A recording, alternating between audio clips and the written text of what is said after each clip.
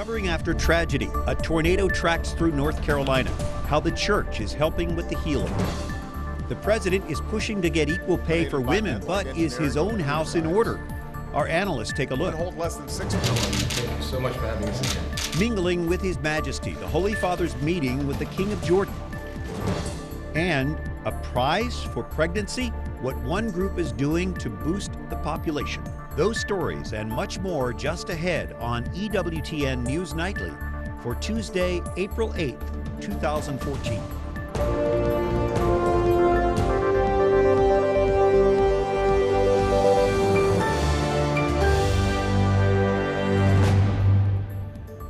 Thank you for joining us this evening. I'm Brian Patrick, and looking at news now, tensions are rising in Ukraine. A group has taken 60 people hostage in a government building in the eastern section of that country. We don't know much about that group since no one has actually claimed responsibility. Meanwhile, Secretary of State John Kerry told a Senate committee today the Russians are at least in part to blame for the instability in Ukraine, and they are causing commotion for a reason. No one should be fooled, and believe me, no one is fooled by what could potentially be a contrived pretext for military intervention, just as we saw in Crimea. Kerry also said Russia could face tougher sanctions if it doesn't back down from its involvement in Ukraine. We'll have more on the situation in Ukraine in just a minute with Congressman Jeff Fortenberry. Meanwhile, some of the other stories our EWTN News Nightly team has been covering in today's world. A big speech today from President Obama. He says he wants to eliminate the earnings gap between women and men. Equal pay day means that a woman has to work about this far into 2014 to earn what a man earned in 2013. Think about that. The president signed an executive order to begin to change that. The order says federal contractors can't fire workers who want to talk about how much they make. The president also signed a memo today telling the Department of Labor to make federal contractors release information on how much they're paying their workers.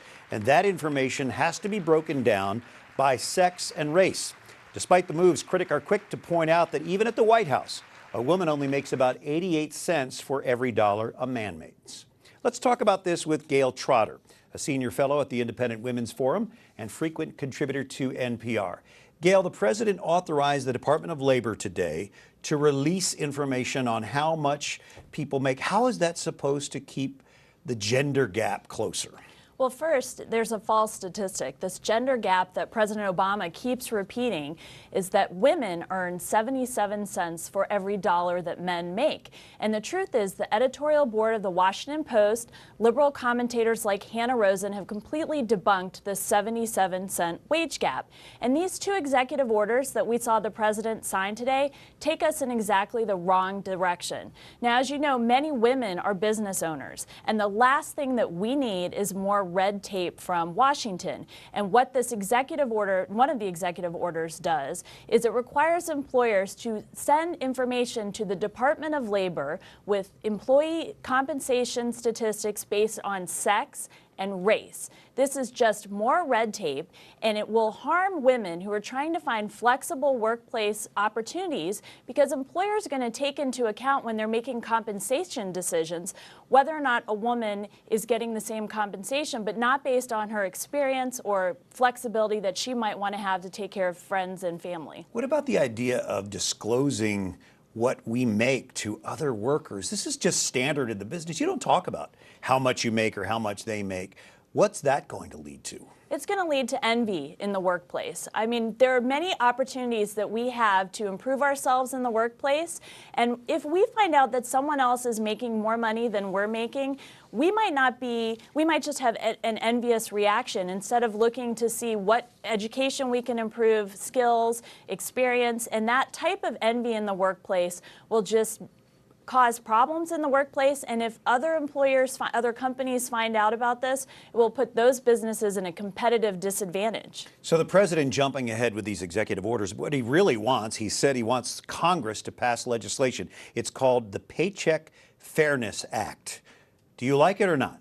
No, it's totally in the wrong direction. Women need more choice in the workplace to base their workplace hours and their situation based on their most important things like taking care of their family or having opportunities to take care of elderly relatives or have flexibility. Some women will reject that. Some women, it's vital for them to have that. But the more regulation we have from Washington, D.C., these one-size-fits-all programs for every American are completely in the wrong direction.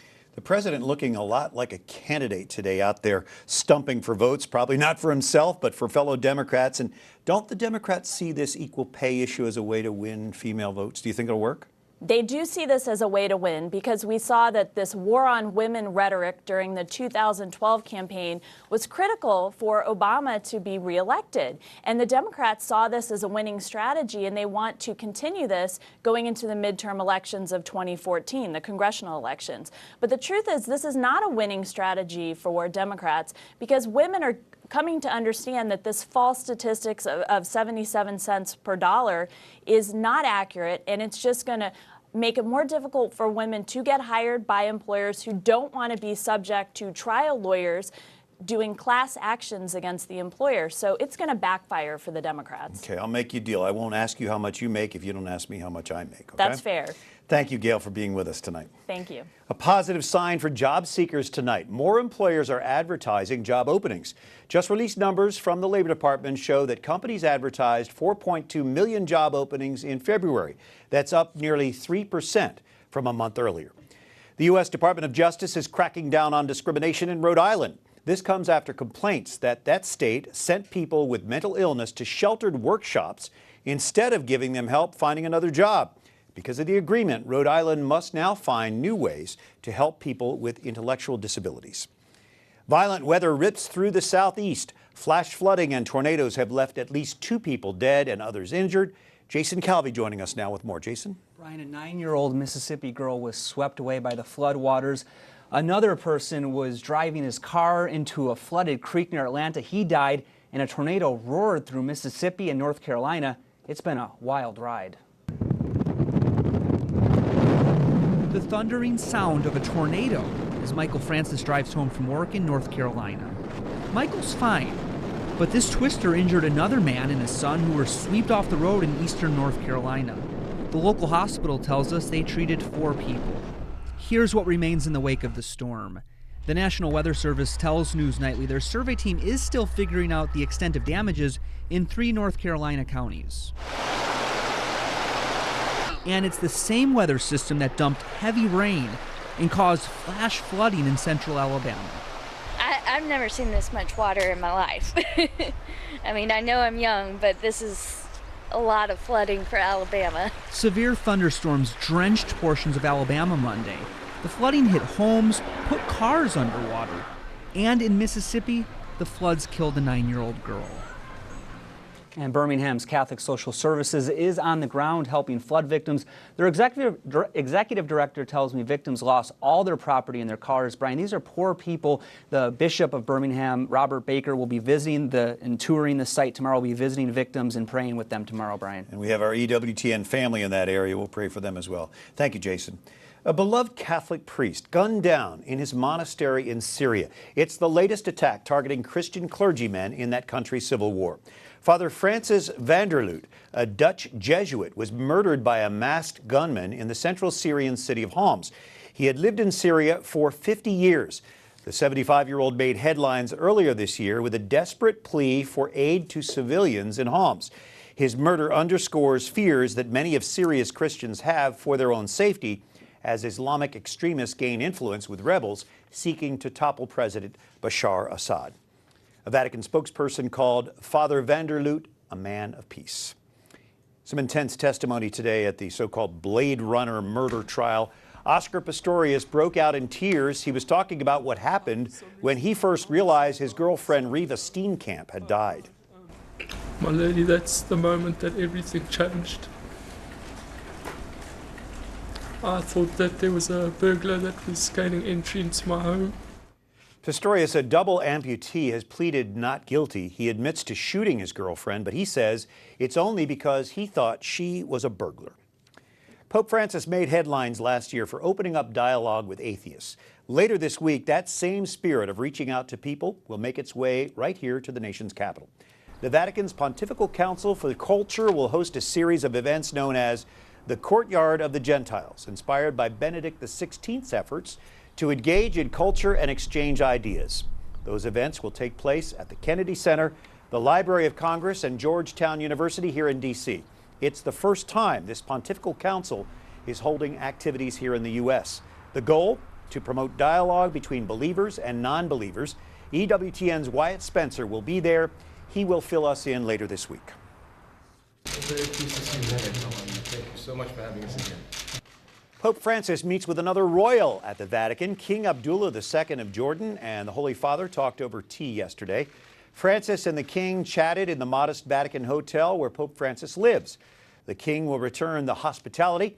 Francis leaves May 24th for Jordan, the first stop on a 3-day pilgrimage that will also take him to the West Bank and Israel.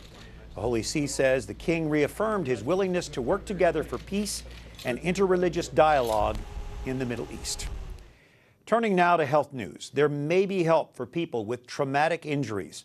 Scientists are using stem cells from fat to help grow synthetic body parts like noses and ears. Usually, these parts are made from a person's tissue and cartilage, but that's a time-consuming and costly process. Scientists hope this will make synthetic body parts more available and more affordable. Now, the type of cells used in that process don't pose a problem for Catholic moral theologians, but there are other situations that are more tricky. We're joined by Congressman Jeff Fortenberry of Nebraska. Congressman, you've been outspoken about this issue of stem cell research. What points do you look at in terms of this story and what you've been speaking out about? Well, using adult stem cells from our own bodies that create important scientific and medical discoveries in an ethical way are a wonderful cause to undertake. However, we've got new medical experiments on the horizon that are actually taking DNA from a woman's egg, potentially, and mixing it with an embryo and creating 3-person human beings. And there is a very, very severe ethical dilemma here. The head of the Food and Drug Administration, who says they are watching these experiments closely, they've been done in monkeys, we raised this the other day in front of her to suggest that scientific discovery is not a higher value than ethical discovery. The two have to work interdependently for the good of persons. So this is currently going on in monkeys in the United States. 40 countries have banned the practice on human beings, though. This research is moving so fast, and the FDA really controls that, at least in the United States. Right. Do you think the FDA is acting quick enough on this, or do they need to really speed up this process? Well, I was encouraged by some condemnation of the practice in mainstream media who talked about how this is, so to speak, an ethical no man's land, and this is why I thought it was important to raise in front of the head of the FDA, the Food and Drug Administration, to suggest that we should not let the ethics fall behind the science here. This is not innocuous medical treatments. It is a macabre form of eugenic human cloning, and very dangerous. Very dangerous. Let's turn to the Ukraine. Last time we had you here, we talked about the idea that if things continue to get worse in Ukraine, we could be inching toward another Cold War. Things have been getting worse. Do you see that happening? Well, we certainly hope not. Obviously, this is the most tense period since the end of the Cold War between the West and Russia. Ukrainian forces are moving toward the east to clear out buildings that have been overtaken by pro-Russian sympathizers. There's some suggestion that these persons may be actually working with the Russians to create a pretext for further Russian invasion into the country. As you remember, Russia has taken over the southern part of that country and annexed it, the area called Crimea. It's a very serious, difficult, intense situation. Yeah, in fact, Secretary of State Kerry really sort of indicated that that's what the official stance is today. Do you think that Russia is moving strategically to get more of Ukraine? Well, there are a lot of unknown here. They've got 40,000 troops on the border with Ukraine. Again, there's some suggestion that Russians are creating a pretext for further incursion. You certainly hope not. You certainly hope that this unified response and this growing unity of response between Europe and the United States to penalize the Russians through economic sanctions, as well as more robust aid to the Ukraine, makes their calculation change. But it is difficult to see it's an unknown at this moment as to what the outcome will be. It's a very important situation. We appreciate your take on this and look forward to having you back, Congressman. Always good to see you. Thank you. Coming up, found at a flea market, we'll tell you why a little egg in a Midwest town could be worth millions. And Easter is just around the corner. That means many people will enter the church. Watch as they prepare to take this next step in their faith.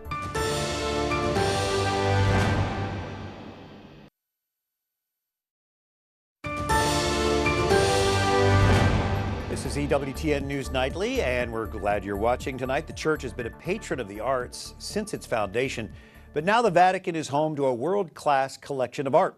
Our Rome correspondent Alan Holdren takes us on a tour of the famous galleries that delight and dazzle art lovers and millions of visitors to Rome. Every year, hundreds of thousands line up against these walls to spend a few hours looking at some of the greatest art in the world. In the year 2013, last year, more than 5.5 million people entered the Vatican museums. This year, I think we'll reach 6 million. Also because this is a special year. There's the canonization of John the 23rd and John Paul II. We expect the entire Catholic world to come to Rome, and whoever comes to Rome wants to see the Pope's museum. In fact, they have so many visitors on a yearly basis, they've had to take measures to protect the art against them, especially in the Sistine Chapel.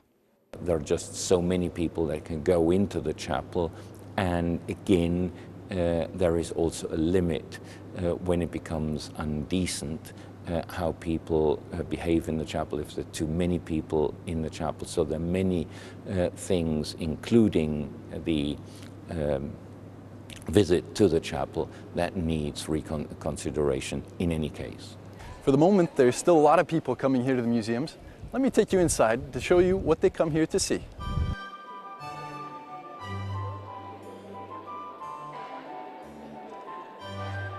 Alan Holdren in Rome, EWTN News Nightly. Beautiful tour. Thank you, Alan. So from Renaissance treasures at the Vatican, we go to Asian antiques. A 500-year-old Chinese cup breaks a record on the auction block today. A Chinese collector paid $36 million for the so-called chicken cup in Hong Kong. The piece is decorated with a rooster, a hen, and their chicks. It's from the Ming Dynasty of the 15th century. Sotheby's auction house says only 17 cups like it exist, with 4 in private hands and the rest in museums. The previous record for Chinese porcelain was set in 2010 when a vase sold for $32.4 million. And a precious Fabergé egg will be on display to the public for the first time in more than a century, but it almost didn't make it. Susie Pinto reports the scrap dealer who stumbled across it planned on selling the egg for secondhand gold. This golden egg has been making headlines around the world. After the Russian Revolution in 1917, the third imperial Fabergé Easter egg disappeared after being sold by the Soviets. It resurfaced after decades in a flea market in the Midwest this year. The egg was snapped up by a scrap metal dealer for $14,000, who thought he could resell it for its gold content. But it was something far more special, according to Fabergé specialist Kieran McCarthy. This is one of the 50 imperial Fabergé Easter eggs, and so in that level it's incredibly rare because Fabergé's Easter eggs are the very highest point of the goldsmith's art. But within those 50 there are 8 missing eggs, and this is the only one of the missing eggs ever to have been found.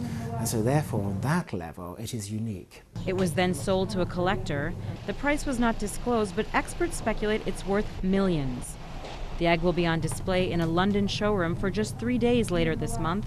Only 20 visitors will be allowed in at a time. Susie Pinto, EWTN News Nightly. What a treasure. Thanks, Susie. The last time the Russian imperial family's Fabergé collection went on show was in 1902 in St. Petersburg. Up next, they're preparing their hearts and minds for Christ. We'll take you inside the RCIA program at Georgetown University. And new claims about Al Sharpton's link to the FBI, what he's saying about the connection.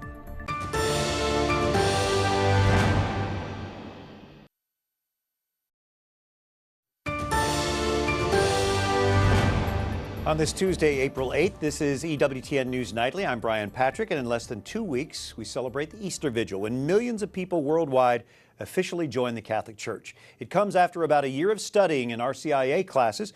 Our Wyatt Spencer reports tonight on how these classes are helping candidates spiritually prepare to become part of the body of Christ. Wyatt? Yeah, Brian, every year people of all ages and backgrounds convert to Catholicism, but not all of them are as busy as college students and teachers. For many, final exams are less than a month away, but between writing papers and studying for tests, one program at Georgetown University is helping to provide some peace and stability. Among the busy dorms, classrooms, and offices at Georgetown University, you'll find a building that looks like something from the Middle Ages. But the small Copley Crypt Chapel serves as an oasis of sorts for about an hour and a half on Thursday nights. We try to give our young people a taste of how good it is to just pause and to allow Scripture to nourish their inner life and to connect them, more strongly to the communities. The only begotten Son of God, born of the Father before all ages. Dr. Ennio Mastriani directs the Rite of Christian Initiation of Adults program, which prepares people to become Catholic. Brothers and sisters, what does the Scripture say? Sophomore Addie Flareon wasn't raised practicing any religion, but she found attending Mass and RCIA classes on campus helped her to develop her faith. It gives me some time not to only reflect on my own life and what I'm doing, but also just to remember that God is there for me and Jesus is there for me. So it's a way that I remember that I'm not, alone if I feel alone, or I'm not going to explode because I have 6 finals or anything like that. As a catechumen, Addie will be baptized, confirmed, and receive First Communion at the Easter Vigil. Others in the class, like Andrew Glass, who works at the university, are candidates for confirmation. That moral influence and that moral perspective that all graduates of Georgetown, I think they really get exposed to that, and that made me want to explore my faith more. And I grew up Catholic. I was not confirmed, and that wanted to make me come back as a staff member and get confirmed here at Georgetown. For both catechumens and candidates, the process is helping them take the next step in their faith and encouraging others to do the same. That's our Wyatt Spencer reporting. Thank you, Wyatt. Well, a Danish travel company has come up with a campaign to sell romantic vacations, but it reflects a serious crisis in Denmark and much of Europe.